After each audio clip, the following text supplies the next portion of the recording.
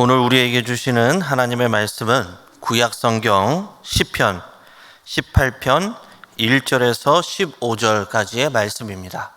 나의 힘이신 여호와여, 내가 주를 사랑하나이다.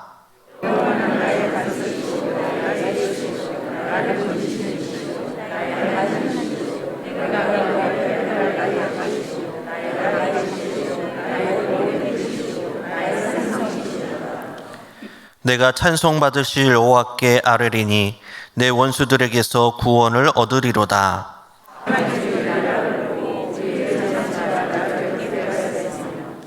수월의 줄이 나를 두르고 사망의 올무가 내게 이르렀도다.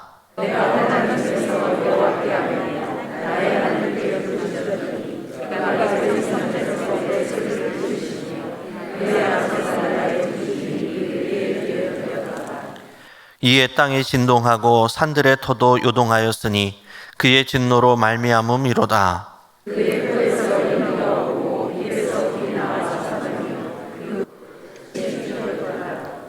그가 또 하늘을 들이우시고 강림하시니 그의 발 아래는 어두캄캄하도다.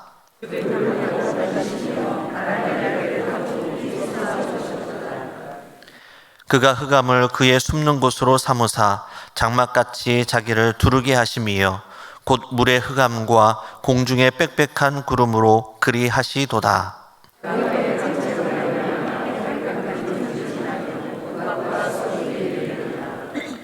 여호와께서 하늘에서 우레소리를 내시고 지존하신 이가 음성을 내시며 우박과 숯불을 내리시는도다.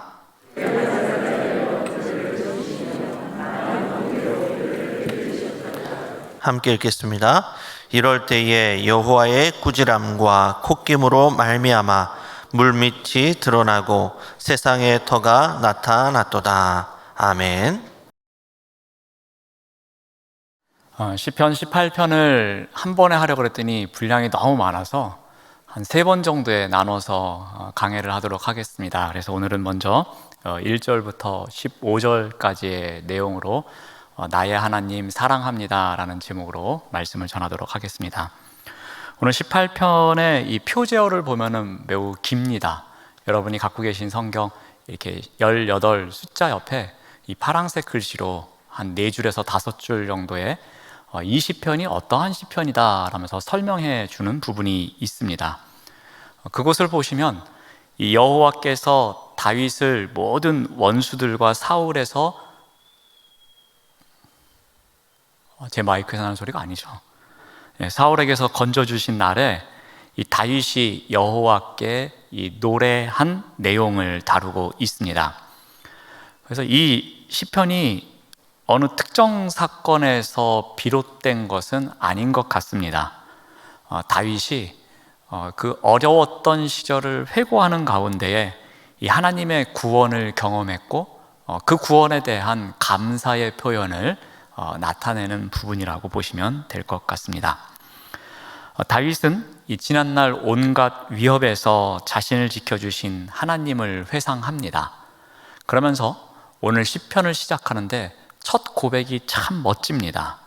하나님을 향한 사랑의 고백을 합니다. 나의 하나님, 내가 하나님을 사랑합니다. 이렇게 고백을 합니다. 우리 1절 말씀을 다시 보시면 나의 힘이신 여호와여 내가 주를 사랑하나이다 라는 구절입니다. 아마 우리가 찬송의 가사로 많이 불렀기 때문에 이 부분을 딱 읽는 순간에 생각나시는 찬양이 있을 겁니다. 그런데 원래 이 구약 성경에서는 이 하나님을 향한 이 사랑의 고백은 사실 별로 나오지를 않습니다.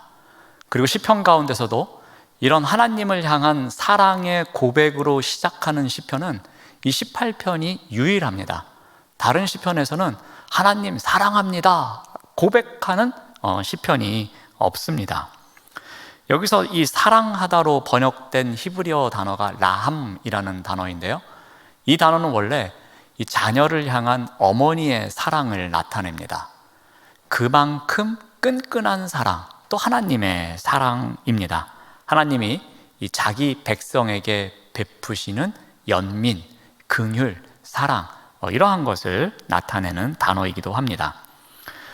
다윗이 이러한 단어를 사용했다는 것은 그만큼 하나님과의 관계가 어떠한지를 나타내고자 하는 의도가 있었던 것으로 보입니다. 다윗이 나의 하나님 사랑합니다 라는 이 고백에는 하나님과 나와의 관계가 어느 정도인지를 이 하나의 단어를 통해서 나타내고 있는 것입니다. 이제 다윗은 하나님에 대한 사랑을 고백하고 난 이후에 내가 왜 하나님을 사랑하는지 그 이유를 밝힙니다. 그 이유를 2절에서 8가지로 밝힙니다. 여러분, 우리 누구를 사랑하는 이유 한 10가지 적어보는 거 쉽지 않잖아요. 다윗은 이 한 절, 이 짧은 한 절에 내가 하나님을 사랑하는 이유가 무엇인지 여러분 한번 들어보십시오 라는 마음으로 8개의 단어에 압축하고 있습니다. 우리 2절 말씀을 보면은 나의 반석이시고 나의 요새이시고 나를 건지시는 이시고 나의 하나님이시고 나의 바위이시고 나의 방패이시고 나의 구원의 뿔이시고 나의 산성이기에 내가 하나님을 사랑합니다 라고 고백하고 있는 것입니다. 이 은유의 특징을 이제 하나씩 잠깐씩 조금씩 살펴보겠지만 이 은유의 특징들에는 보면은 이 하나님의 돌보심의 성품이 담겨져 있습니다. 그러니까 다윗을 통해서 고백되어진 이 8개의 단어가 갖고 있는 공통점은 이 하나님이 언약 백성을 사랑하기 위해서 어떠한 특성으로 우리를 돌보아 주시고 보살펴 주시는지 이 8개의 단어에 다 나타나고 있다는 것입니다. 자, 먼저 여호와는 나의 반석이라고 합니다. 이 반석이 담고 있는 의미는 많지만 이 반석 위에 있으면 적이나 환란이 나를 뒤흔들 수 없다는 겁니다. 여러분, 반석은 어떻습니까? 정말 단단하고 흔들림이 없는 것이지 않습니까? 우리 모래 위에 짓는 집은 쉽게 무너지지만 반석 위에 짓는 집은 무너지지 않는 것처럼 이 반석이 담고 있는 의미는 요동치 않음, 흔들리지 않음을 이야기합니다. 그러므로 이 반석이라는 것은, 여호와가 나의 반석이라는 의미는 어떠한 위험이나 환란이 오더라도 그 선 이상 그 위험이 나에게 오지 않는다는 것입니다.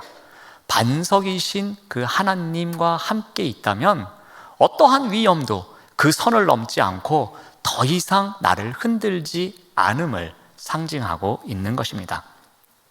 두 번째로는 나의 요새라고 합니다. 여러분, 요새는 적이 함부로 침범할 수 없는 곳이 요새입니다. 그러니까 요새라는 단어를 썼다는 것은 나에게 있어서는 하나님이 가장 훌륭한, 가장 위대한 피난처가 된다는 의미입니다. 그러므로 내가 이 요새 안에만 들어가 있으면 아무 일도 겪지 않는 안전함을 보장할 수 있음을 나타낼 때에 이 요새라는 단어를 씁니다. 또한 하나님을 나를 건지시는 이로 묘사하고 있습니다. 이 건지다라는 단어는 여러 가지로 설명할 수 있는데, 전에 제가 다른 부분 강해를 할 때에 이 건지다라는 것은 홍수가 나서 예를 들어서 가축이 떠내려갈 때에 어딘가 기다리고 있다가 그 가축을 확 들어 올리는 것, 이게 건지는 거거든요. 그러니까 홍수에 계속 떠내려가면 죽음을 당할 수밖에 없습니다. 그런데 그런 상황 가운데에서 어느 손길에 의해서, 그 도움에 의해서 건져냄을 받는 것, 그것이 바로 여기 나오는 이 건지다라는 겁니다. 그런 의미로도 있고요, 때로는 이 특공대를 가지고 설명하기도 합니다. 그러니까 어딘가에 위험에 처해 있습니다. 그래서 어떻게 아무데로도 갈 수 없는 위험한 순간입니다. 그때 나를 구하기 위해서 특공대가 파견돼서 나를 구해서 다시 안전한 곳으로 가는 겁니다. 그런 의미로 쓸 때도 이 건져내다라는 단어를 씁니다. 그러니까 그만큼 다윗이 얼마나 많은 위험에 처했겠습니까? 그럴 때마다 하나님께서 건져내 주셨다는 거예요. 홍수에 떠내려가고 있는 가축과 같이 이제 죽음을 앞두고 있는 순간에도 어디선가 도움의 손길이 와서 나를 건져내 주시고, 정말 칠흑과 같이 어두운 곳에서 길을 잃고 헤매이고 있고 적군들에게 포위되어 있을 때에 어디서 특공대가 딱 나타나서 나를 다시 안전한 곳으로 데려가 주는 것과 같은 똑같은 일, 그러한 일이 일어났다는 겁니다. 그게 바로 하나님을 나를 건지시는 이로 표현하고 있는 겁니다. 또 하나는 나의 하나님이라고 합니다. 나의 하나님이라는 것은 그 하나님이 추상적인 먼 곳에 있는 신이 아니라는 겁니다. 그 하나님은 나의 삶의 자리에, 그리고 나의 삶의 여정 가운데 동행하며 나에게 구체적으로 다가오시는 분, 그분이 바로 나의 하나님이라고 소개하고 있습니다. 또 다섯 번째로는 구원의 뿔이라고 합니다. 뿔에 대해서도 지난번에 한번 설명을 드렸습니다. 뿔은 능력을 상징한다고 했습니다. 하나님의 힘을 상징한다고 했습니다. 그런데 그 힘, 그 능력이 무슨 일을 합니까? 구원하는 일을 하는 겁니다. 그 힘이, 그 능력이 나를 구원해 줬다는 겁니다. 그래서 하나님은 나의 구원의 뿔이라고 소개합니다. 또 하나는 또 무슨 일이, 어떤 표현이 있냐면은 나의 산성이라는 표현이 있습니다. 이 산성은 뭡니까? 높은 곳에 있는 성이지 않습니까? 이 높은 산에 있는 성, 이곳 또한 적군이 쳐다볼 수 없는 곳입니다. 그냥 쳐다만 보지, 야, 저기를 어떻게 점령하겠어 하면서 쉽게 포기하는 곳, 그곳이 바로 산성입니다. 하나님이 나에게는 이와 같은 존재였다는 겁니다. 다윗은 지금 간단히 설명드린 것처럼 여러 가지 이유를 들어서 하나님을 향한 사랑을 고백하고 있습니다. 내가 왜 하나님을 사랑하는지, 하나님이 이런 존재이시기에, 하나님이 이런 특성을 갖고 계시기에 내가 하나님을 사랑합니다 라면서 고백하고 있는 것입니다. 아마도 그 시대에 이 다윗이 사용할 수 있는 언어를 총동원한 것 같습니다. 그런 언어를 총동원하는 가운데 하나님이 나의 인생길에 어떠한 분이셨는지를 소개하고 있습니다. 이 2절 내용을 보면서 한번 이렇게 적용을 해봅니다. 그렇다면 우리는 어떻게 해야 할까? 우리 또한 나만의 사랑의 고백문을 써봐야 한다고 저는 생각을 합니다. 그러니까 나만의 하나님, 나에게 사랑을 베풀어 주시는 그 하나님, 나 또한 하나님, 나의 하나님, 제가 하나님을 사랑합니다 라고 고백할 때에 그 고백하는 이유가 무엇인지를 정확하게 기록해 볼 수 있는 문장이 나에게 있어야 한다는 겁니다. 다윗이 하나님은 나의 반석이십니다, 나의 요새이십니다, 나의 산성이십니다, 나를 건지시는 분입니다 라고 고백했던 것처럼 우리 또한 우리의 언어로 나의 삶의 자리에서 구체적으로 함께 하신 그 하나님에 대한 고백이 담겨져 있는 그러한 문장을 우리가 갖고 있어야 한다는 것입니다. 제가 그래서 오늘 몇 명에게 한번 물어봤습니다. 누구누구가 생각하시는 하나님이 어떤 분이십니까? 한번 한 문장으로 표현해 보십시오 라면서 한번 물어봤습니다. 그랬더니 이 찬양을 매우 좋아하는 한 지체가 이렇게 고백을 합니다. 목사님, 저는 나의 하나님을 나의 전부라고 고백하고 싶습니다 라고 말합니다. 아, 그래, 그럴만하다 라면서 제가 인정해 줬습니다. 그 지체에게는 정말 하나님이 전부인 삶을 살아갑니다. 다른 것에 기대어 살아가기보다는 먼저 하나님 앞에 찬양하며 하나님 앞에 눈물 흘리며 하나님 앞에 기도하며 나아가는 삶이 있습니다. 또 한 지체에게 물어보았습니다. 이 지체는 평소에 아주 조용히 삽니다. 그렇지만 묵묵하게 자신의 소명을 신실하게 감당하는 지체입니다. 그 지체에게 물어보았더니 이렇게 답합니다. 여호와는 나의 희망입니다. 어둠 속에 한 줄기 빛과 같은 나의 희망입니다 라고 고백합니다. 그 지체는 참 힘들게 살아온 날도 있었습니다. 정말 세상에 어떤 사람들도 쉽게 경험할 수 없는 일을 경험하기도 했습니다. 그런데 여전히 하나님을 나의 희망이라고 고백합니다.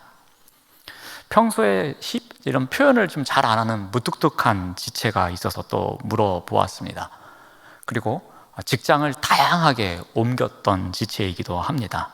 그랬더니 어떻게 고백하냐면 나의 하나님은 나의 등불이십니다 라고 고백합니다. 그래서 제가 그럴만하다라고 또 답해줬습니다. 늘 자신이 새롭게 비전을 찾아서 나아가는 그 길에 등불과 같은 존재가 되어주셔서 그 지체의 앞길을 이끌어가 주신 것을 제가 옆에서 보았기 때문입니다. 어느 한 지체는 또 이렇게 고백을 합니다. 나의 하나님은 생사화복을 주관하시는 분이십니다 라고도 고백을 합니다. 그 지체가 최근에 겪었던 일들이 있습니다. 근데 그 일 가운데 하나님께서 생사화복을 주관하시며 이끌어 가심을 자신의 삶 속에서 느꼈던 것입니다. 그래서 이러한 고백을 한 것입니다. 사랑하는 여러분, 우리에게도 분명히 이와 같은 문장이 있어야 합니다. 결코 화려하지 않아도 됩니다. 그리고 뻔한 답이어도 괜찮습니다. 중요한 것은 내가 경험하는 그 하나님을 사랑합니다 하나님 고백하면서 내가 왜 하나님을 사랑하는지 압니까? 나의 하나님이 이러한 분이시기에 제가 하나님을 사랑합니다 라는 정확한 고백이 우리에게 있어야 할 것입니다. 내가 만난 하나님에 대한 고백을 갖고 살아가시는 우리 모두가 되시기를 바랍니다. 다윗은 계속해서 또 시편을 통해서 고백을 합니다. 이제 여호와를 부르며 그분이 이 찬양받기에 합당한 분이라고 노래를 합니다. 우리 3절 말씀을 봅니다. 내가 찬송받으실 여호와께 아뢰리니 내 원수들에게서 구원을 얻으리로다. 하나님 여호와를 생각할 때마다 다윗은 찬송이 저절로 나왔던 것 같습니다. 들에 있든 또 적들에게 쫓겨가는 상황이든 굴 속에서 숨죽이고 있는 순간이든 사망의 음침한 골짜기를 지나는 순간이든 늘 그의 마음속에는 이 찬양이 떠나지 않았던 것 같습니다. 왜 그랬겠습니까? 그의 인생 자체가 하나님의 손길이었기 때문입니다. 그가 지나온 삶의 여정을 돌아보니까 하나님의 손길이 없었던 날이 없었음을 안 것입니다. 그러므로 자신의 호흡이 계속되고 있는 순간에 그 여호와 하나님을 찬양할 수밖에 없었던 것입니다. 그래서 그는 늘 찬송하는 삶, 그래서 찬송받으실 여호와께 라는 표현을 쓰고 있습니다. 나의 찬송을 매 시간마다 받기에 합당하신 분이 여호와이십니다 라는 고백을 하고 있는 겁니다. 자, 그러면서 자신의 치명적인 그 어려움을, 그 아픔을 회고합니다. 4절 말씀을 봅니다. 이 사망의 줄이 나옵니다. 그리고 불의의 창수가 나옵니다. 또 왜 안 넘어갔죠? 자, 4절 보여주시고 5절로 갑니다. 스올의 줄이 나옵니다. 그리고 사망의 올무가 나옵니다. 여러분, 사망의 줄 또는 불의의 창수 또는 스올의 줄, 사망의 올무, 뭐 마음에 드시는 단어 있으신가요?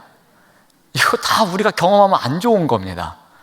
여러분, 사망의 줄이 나를 막 묶고 있을 때에 불의의 창수가 나를 덮는다고 한번 생각해 보십시오. 이게 무슨 말이냐면 제가 쉽게 말씀을 드리면 아마 여러분들 영화 속에서 이런 장면은 한 번이라도 보셨을 겁니다. 막 배가 난파됐습니다. 그런데 빠져나오려고 하니까 내 다리를 붙잡고 있는 뭔가 무거운 게 있습니다.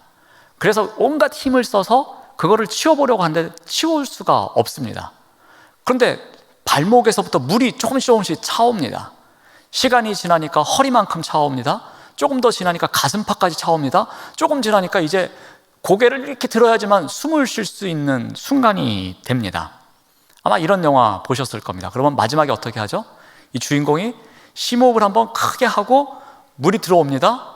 그래서 의식을 잃기 바로 직전에 누군가 와서 그 돌을 치워주고 이 사람을 이렇게 구출해내죠. 그리고 심하면 이제 인공호흡까지 해주는 그런 장면을 한 번이라도 보셨을 겁니다. 지금 바로 다윗이 묘사하고 있는 장면이 그와 같은 겁니다. 이 사망의 줄이 나를 얽고 있어요. 그래서 꼼짝 못해요. 그런데 이 불의의 창수가 밀려와서 나를 두렵게 합니다. 여러분, 우리가 경험을 안 해봐서 그렇지만 그런 순간에 얼마나 두렵겠습니까? 그 막 1초 1초 흘러갈 때마다 이 물이 더 차오르는데 그 순간 밀려오는 두려움은 세상에 어떤 것과도 바꿀 수 없을 겁니다. 그런데 그런 순간에도 무슨 일이 있었다는 겁니까? 하나님께서 나를 건져내 주셨다라는 겁니다. 꼼짝할 수 없는 상태, 그래서 스올에 갈 수밖에 없는 그런 상태, 불의의 세력에게 몰려서 옴짝달싹 못하는 그 순간에도 하나님께서 건져내 주셨다는 겁니다. 그러니 그 하나님을 찬송할 수밖에 없노라고 이야기합니다. 사람이 손쓸 수 없는 이 죽음의 위협에 사로잡혔습니다. 그럼에도 불구하고 다윗은 어떠했다고 합니까? 희망을 잃지 않았습니다. 다윗은 무서운 환난 가운데서도 여호와를 불렀습니다. 다윗은 도움을 구했습니다. 절체절명의 순간에도 희망을 놓지 않고 소망을 놓지 않고 하나님 도와주십시오 라면서 울부짖고 외쳤다는 겁니다. 그래서 6절 말씀을 보면은 내가 환난 중에서 여호와께 아뢰며 나의 하나님께 부르짖었습니다 라고 회상하고 있습니다.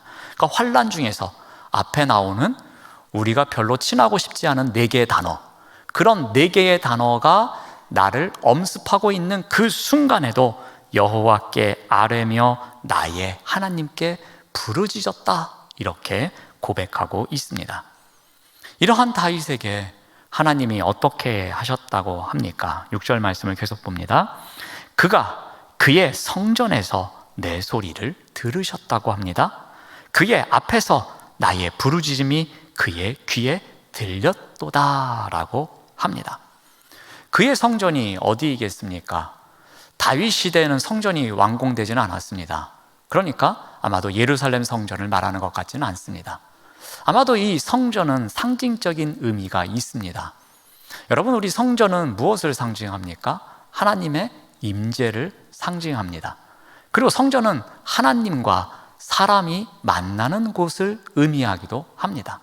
이걸 바꿔 말하면 매우 가까운 곳을 의미합니다. 그러니까 지금 다윗의 아픔, 다윗의 절규, 다윗의 부르짖음을 듣는 그 하나님은 저 먼 곳에 계신 것이 아니라 다윗의 가까이 바로 옆에 계신 것을 이 그 성전, 그의 성전이라는 표현을 통해서 나타내고 있는 것입니다. 그의 성전, 그러니까 가까이에서 내 소리를 들으신다는 겁니다. 가까이에서 나의 부르짖음이 그의 귀에 들렸다고 다윗은 고백하고 있습니다. 바로 가까이에서 하나님이 나의 음성을 듣는다는 믿음의 확신이 다윗에게 있었던 것입니다. 그러기에 그 절체절명의 순간에도 포기하지 않고 그 희망을 버리지 않고 끝까지 부르짖을 수 있었던 겁니다. 그러므로 이 말씀을 통해서 우리가 어떻게 살아가야 되는지 또 한번 적용을 해봅니다.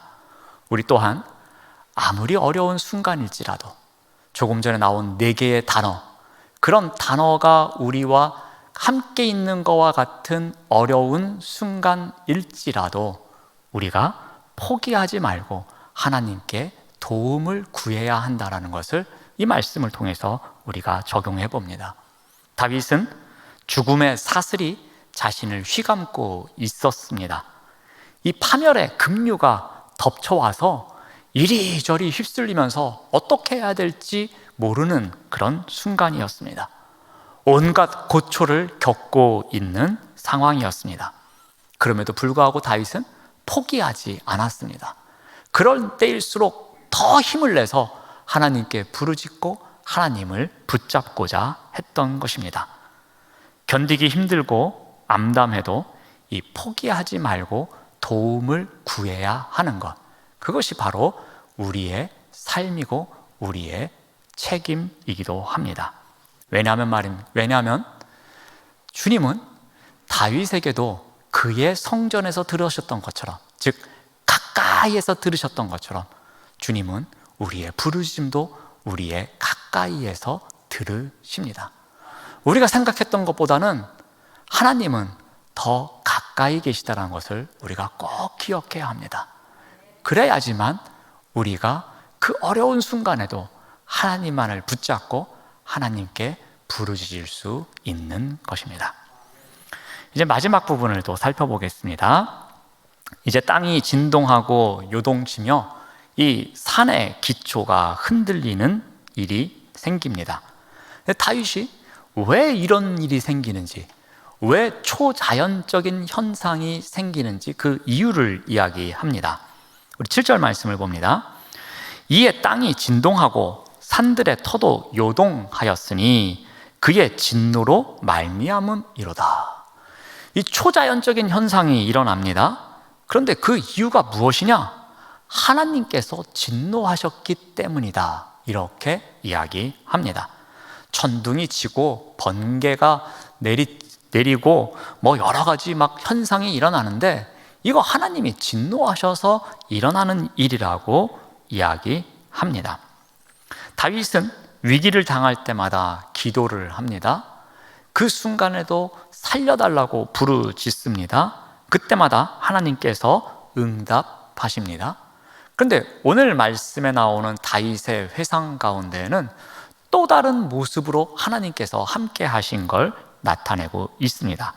하나님은 이 초자연적인 현상을 통해서 이 하나님의 진노를 통해 다윗의 대적들을 물리쳐 주셨던 겁니다. 초자연적인 현상을 통해서 하나님께서 이 다윗을 도와주기 위해서 달려오시는 모습을 묘사하고 있는 것입니다. 그러니까 이 7절부터 15절까지는 하나님께서 다윗을 구출해내기 위해서 마치 백마라도 타고 막 달려오셔가지고 다윗을 싹 구출해가는 그런 모습을 연출하고 있는 것입니다. 자, 그런데 초자연적인 현상을 여러 가지 소개하고 있는데, 자, 먼저 번개입니다. 우리 8절 말씀을 보면은 그의 코에서 연기가 오르고 입에서 불이 나와 사름이여 그 불에 숯이 피었도다. 여러분, 하나님은 용이 아닙니다. 그래서 이런 모습은 마치 이렇게 만화 속에 비춰지는 것 같지만 다윗이 나름대로 어떤 현상을 보고 이렇게 묘사한 것이지, 하나님이 정말 막 코에서 연기가 나오고 그리고 입에서 불이 나오고 뭐 그런 분이 아니십니다. 아마도 이것은 번개 친 이후의 현상을 나타낸 것 같습니다. 번개를 통해서 숲에 불이 붙었고 그러다 보니까 연기가 피어오르고 또 숯이 만들어지는 일도 생긴 것 같습니다. 하나님의 진노를 아주 실감나게 묘사한 부분입니다. 연기, 불 또는 숯 이런 것을 통해서 점점 더 하나님의 진노가 거세지고 진노가 점점 더 세어지고 있음을 나타내는 표현입니다. 또 14절 말씀을 보면은 그의 화살을 날려 그들을 흩으시며 많은 번개로 그들을 깨뜨리셨도다 라고 합니다. 그러니까 여기서 화살 이콜 번개라고 보시면 되겠습니다. 동의어인데 반복을 피하기 위해서 다른 표현으로 사용한 것입니다. 그러니까 마치 여기저기에서 화살이 날아오는 것처럼 하나님께서 번개를 치셔서 대적들을 날려보내시고 그들을 흩으시고 그들을 깨뜨리셨다고 다윗은 이야기하고 있습니다. 그만큼 날려버리고 흩으시고 깨뜨리는 표현을 통해서 이 대적들이 혼란을 가져오게 됐다는 것을 보게 됩니다. 이것은 하나님께서 어떤 천둥이나 번개 이런 거를 대동하시는 가운데 악인들을 혼란에 빠뜨려서 자신을 위험에서 구원해내신 그런 장면을 묘사하고 있는 것 같습니다. 또 하나 초자연적인 현상을 소개하면서 이 빽빽한 구름 이야기를 합니다. 하나님의 두렵고 위험한 강림을 나타내기 위해서 이 하늘의 변화를 또 소개하는데 그것은 바로 이 어두컴컴해지는 겁니다. 우리 9절 말씀을 봅니다.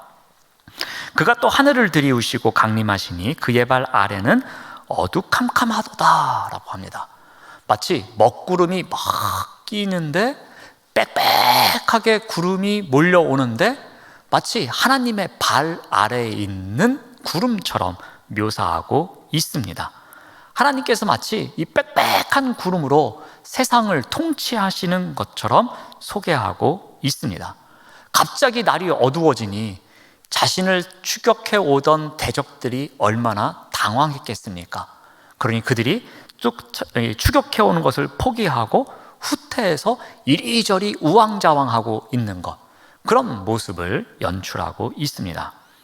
또 빽빽한 구름을 타고 계신 하나님이 또 어떻게 하시냐면은 10절 말씀을 봅니다. 구름을 타고 다니시며 바람 날개를 타고 높이 솟아오르셨도다 라고 합니다. 판타지 영화처럼 보이지만 다윗의 묘사를 통해서 하나님의 초자연적인 현상을 통해 개입하시는 모습을 우리가 볼 수 있습니다. 이 바람 날개는 뭐죠? 마치 독수리가 바람을 타고 휙 올라가는 것처럼 그런 모습을 묘사하고 있습니다. 그룹은 뭡니까? 그룹은 우리 에덴 동산에서 이 최초의 인간이 쫓겨난 이후에 에덴 동편을 지키는 자가 그룹이지 않았습니까? 날개 달린 어떤 천상의 존재로 봅니다. 하나님의 보좌를 지키는 자가 그룹입니다. 그러니까 마치 이 바람 날개와 같이 또 그룹과 같이 어떻게 보면 이 날개라는 공통점을 갖고 있습니다. 그래서 이 구름, 빽빽한 구름을 다스리시는 모습을 보게 됩니다.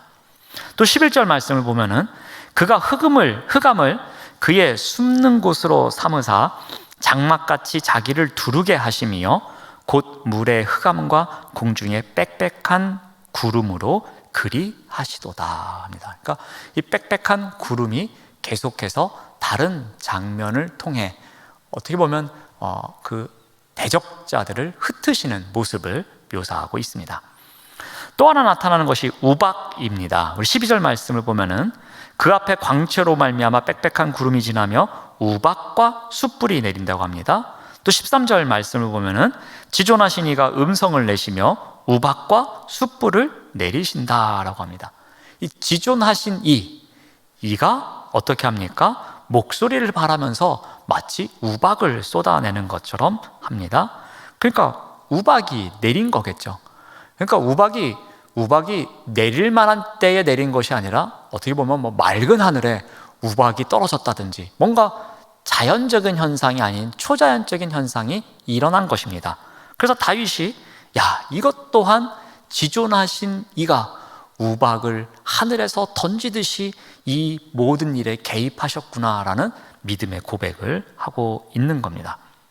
다윗은 지금 완전히 탈진해서 어떠한 조치도 취할 수 없는 순간입니다.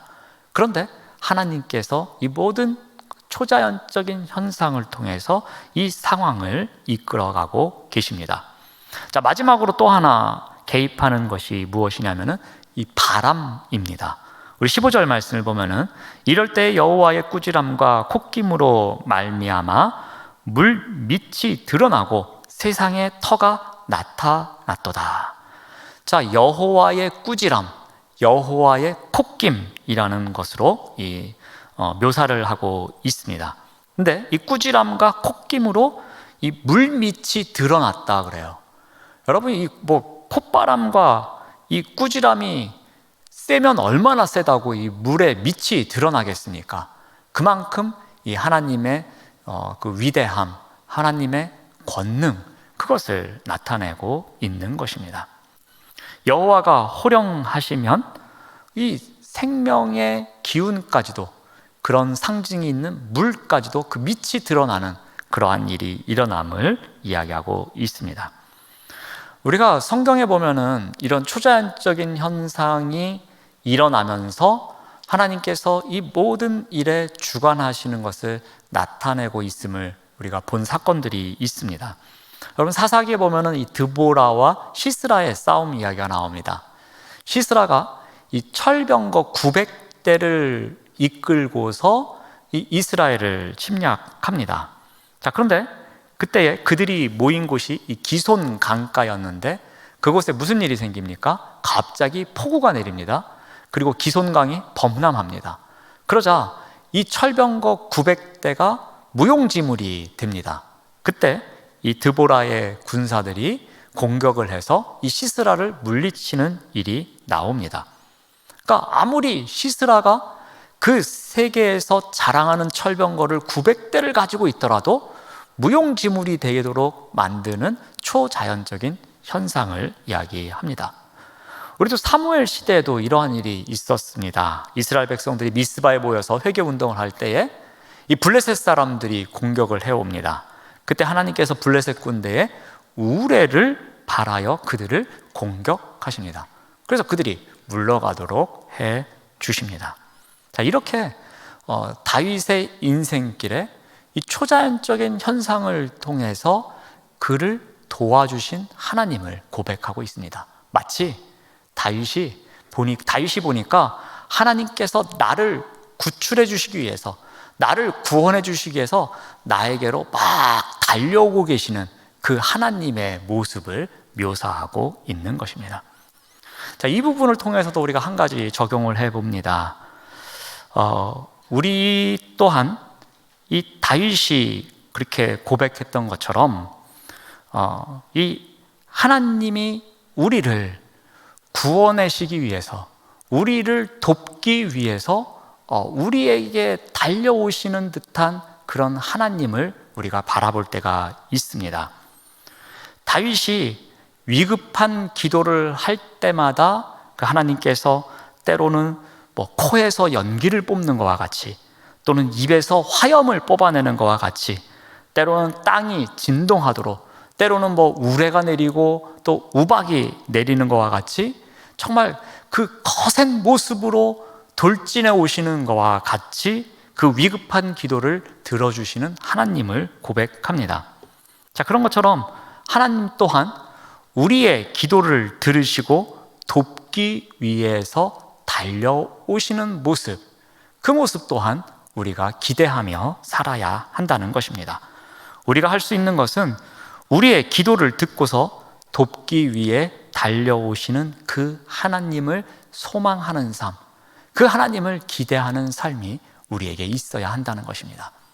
우리가 절박한 순간에, 정말 위급한 순간에, 정말 기도밖에 할 수 없는 순간에 기도하는데 설마 하나님께서 나를 향해서 달려오시겠어? 하나님께서 나를 돕고자 나에게 달려오시겠어? 라는 소망이 없는 기도를 하면 그게 무슨 기도가 되겠습니까?